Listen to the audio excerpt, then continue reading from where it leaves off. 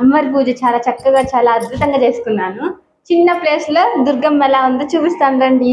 So ఇదిగోండి అమ్మవారి పూజను అయితే నేను ఇలా చేసుకున్నాను. మన దుర్గమ్మ ఈ రోజు దుర్గమ్మ అవుతారు కదా. సో గాజుల అలంకరణ, ఇదిగోండి సాంబ్రాణి ధూపం కూడా వేసేసాను అమ్మవారికి అయితే నేను చాలా చక్కగా. సో చూపించేస్తాను వచ్చేయండి. సో చూసారా గైస్, ఈ రోజు అయితే మన దుర్గమ్మ అయితే ఎర్రని పుష్పాలతో గాజుల అలంకరణలు అయితే చాలా అంటే చాలా చక్కగా చూడముచ్చటగా అందంగా ఆకర్షణీయంగా ఉన్నారు. సో నాకైతే అమ్మవారిని చూస్తూనే ఉండాలనిపించింది. చాలా ముద్దు ముద్దుగా ఉన్నారు అమ్మవారి ఎర్రని పుష్పాలతో సాంబ్రాణి ధూపంతో. అమ్మవారికి సాంబ్రాణి ధూపం అంటే చాలా ఇష్టం కాబట్టి సాంబ్రాణి ధూపం కూడా వేసేసాను నేను. నేను చేసుకున్న నా చిన్ని పూజ ఇది. నా చిన్ని ప్లేస్ లో చిన్ని పూజ. సో గాయస్, ఇది ఈ రోజు నేను అమ్మవారి దుర్గమ్మ తల్లికి చేసుకున్న పూజా విధానం. ఎర్రని పుష్పాలతో అమ్మవారు చూడండి ఎంత చక్కగా ఉన్నారు. ఎర్రని పుష్పాలు అండ్ గాజులు కూడా నేను ఇలాగా అలంకరించేసాను అమ్మవారికి. అండ్ తాంబూలం కూడా పెట్టేసుకున్నాను. నైవేద్యం అమ్మవారికి నైవేద్యం అయితే పులిహార చేసేసుకున్నానండి నేనైతే.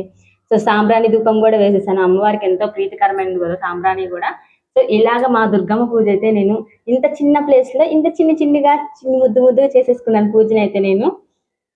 సో మీకు నచ్చిందా గైస్ నా పూజా విధానం? నా పూజా విధానం నచ్చినట్లయితే లైక్ చేయండి, షేర్ చేయండి. ఇదిగోండి ఇంకా లోపల ఇక్కడ దేవుడికి కూడా నైవేద్యంగా పులిహార పెట్టేస్తాను. ఇలా అమ్మకు పెట్టేసుకొని లోపల దేవుడికి కూడా దీపారాధన చేసేసుకున్నాము.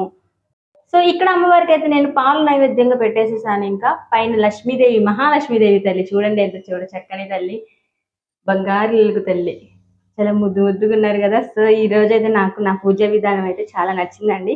సో మా దుర్గమ్మ తల్లికి నేను ఇట్లా చేసేసుకున్నాను ఈ రోజు. గాజులమ్మ గాజులు ఎవరికమ్మ గాజులు.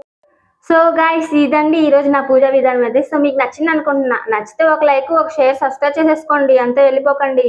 సరేనా? బాయ్.